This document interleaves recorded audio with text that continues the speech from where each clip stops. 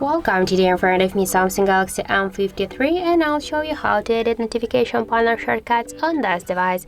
So first you should open the notification panel, and now here to add or remove some icons or just to change their position, you can click here on this plus icon, and after that you will see this all of the invisible just buttons, and which we can add to our device top bar here. For example, we can add the microphone access, the focus mode, the bedtime mode, or also the secure folder here.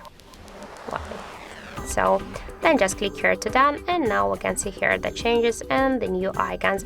By the same way, if you want to remove some icons, you can also click here to edit buttons, and to remove some icons just hold it and drag it here to this up section. And if you want to change the position of the icons, just nothing new, just hold it and drag it here. So by this way we can change the position of the buttons. Then just to save the changes, click to done, and that's it. So thank you for watching, and if you find this video helpful, don't forget to leave a like, comment and to subscribe our channel.